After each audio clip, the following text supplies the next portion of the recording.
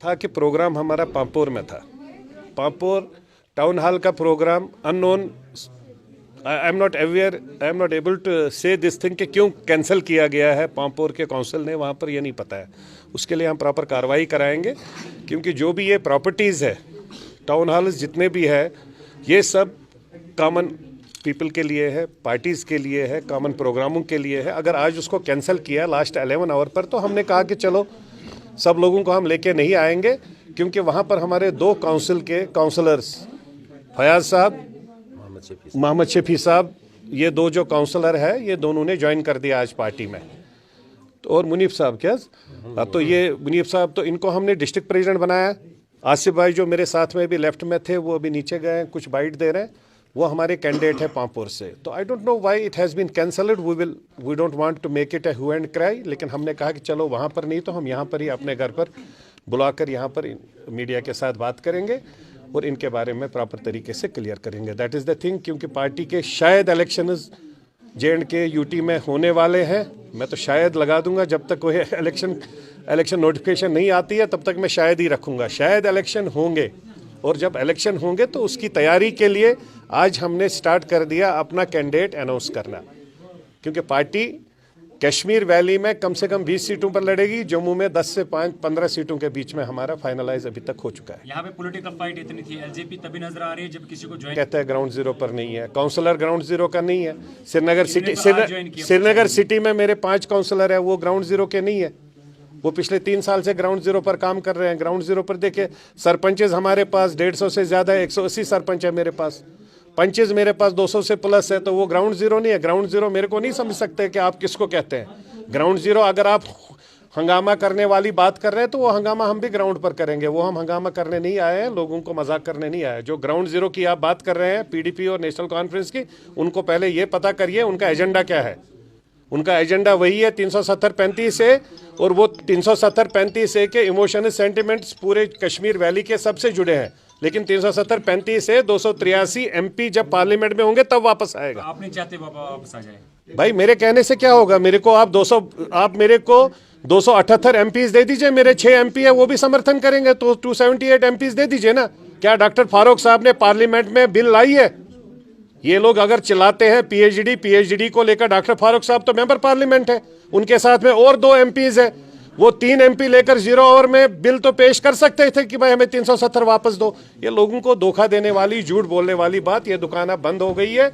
लोगों को, बच्चों को रोजगार चाहिए, विकास चाहिए, डेवलपमेंट चाहिए, ग्राउंड जीरो पर सड़क, बिजली, पानी चाहिए। वो मेरे हिसाब से सबसे ज्यादा मुद्दे हैं। सड़क, बिजली, पानी के साथ 370-35 say that is an issue. मैं वो नहीं कह सकता हूँ वो इश्यू नहीं है, बट जो चीज अभी ग्राउंड पर आपके पास नहीं आ सकती है, जो मेरे कहने से और आपके कहने से नहीं आएगी, वो अगर आएगी, पार्लियामेंट में से आई थी हमारे पास 50 में, 1950 में पार्लियामेंट से ही गई है, जब भी वापस आएगा तो पार्लियामेंट से आएगी। तो हम लोगों को झूठ क्यों बोलेंगे? आप मेरे को वोट डालिए। अगर आपको याद है पीएचडी के टाइम डॉक्टर फारूक साहब, महबूबा जी ने क्या बोला, आप हमको पीएचडी में जिताइए, हम आपको 370 दे देंगे। अब उमर साहब कहते हैं कोर्ट में, सुप्रीम कोर्ट में, उमर साहब को बोलिए कितने अभी तक कितनी हेयरिंग्स हो गई है, अभी जाकर बोलिए उमर साहब को, अभी तक जब से वो आपने कोर्ट में डाला है अभी तक वो बताए कितनी हेयरिंग हो गई है, उनको पता ही नहीं है। सुप्रीम कोर्ट में चल रहा है, कौन से कोर्ट नंबर में चल रहा है, कौन से जज के पास चल रहा है, ये सब बोलने की बातें। हम लोगों को न झूठ बोलते थे, न पहले झूठ बोलते, न अब झूठ बोलते हैं। मेरे नेता में ही हिम्मत थी, वो यहाँ 70,000 बेरोजगारों को रोजगार दे सके थ्रू रेलवे, उन्हीं में हिम्मत थी, उन्होंने स्टील प्लांट कश्मीर में लगाया।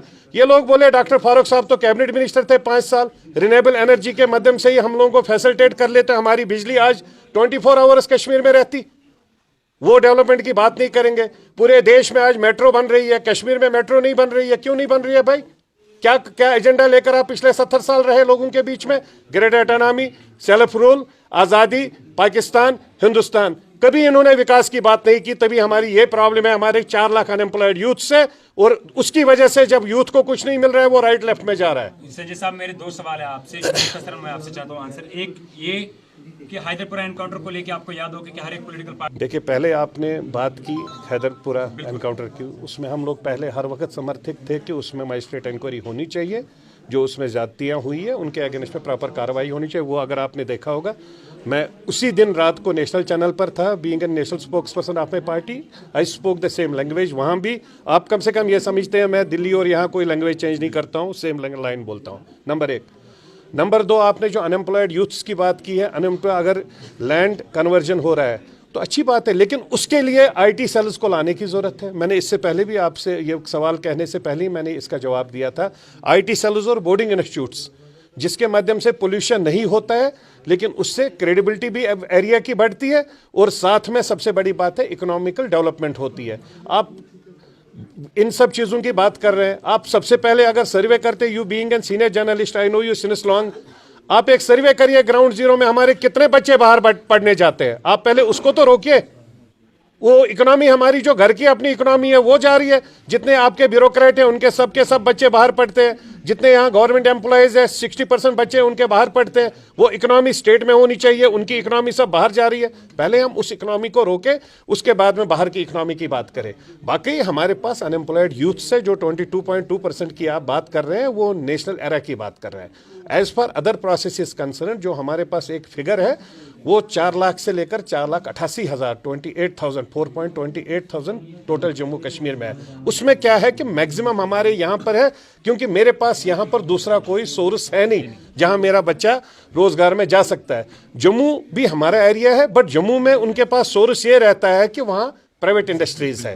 अगर यहाँ गवर्नमेंट तो छोड़िए, अगर एमएनसीज की ग्रुप्स के अच्छे ग्रुप्स होंगे जो वहाँ डेवलप, हमने पहले बात की थी, मैंने एक बार आज से कम 10 साल पहले एक प्रपोजल दिया था गवर्नमेंट ऑफ इंडिया को, जो CSR फंड रहता है, आपको भी पता होगा CSR फंड जो रहता है पूरी कंट्री में, हर MNC को जो कंट्री में आती है उनको बोलिए कि कश्मीर वैली में कम से कम 5 एम्प्लॉयमेंट क्रिएट करे, 5 यूथ को क्रिएट करे। कुछ भी नहीं तो हर साल हमारे पास कम से कम नियर अबाउट 80 से 90 हज़ार बच्चों को रोजगार मिलता है। तो हमारा मेन कंसेप्ट है अनएम्प्लॉयड यूथ, जो मेरा एजेंडा भी होगा, जो मेरा मैनिफेस्टो भी होगा, अनएम्प्लॉयड यूथ, क्योंकि यूथ ही मेरा फ्यूचर है, वही नौजवान मेरा फ्यूचर है, वही आगे भी कश्मीर को बढ़ाएगा। बाकी जो ये सब इश्यूज़ को लेकर बात कर रहे हैं, ठीक है, ये इश्यूज़ है, पहले आप रोजगार दो, पेट में एक रोटी दो, तभी तो वो बच्चा बाहर जाकर बात करेगा। जब आप रोटी नहीं दे रहे हो उसको, Do you think that it's also the failure of? It is the failure of the system. इसमें जो सिस्टम को चला रहा है, you can better understand. Thank you.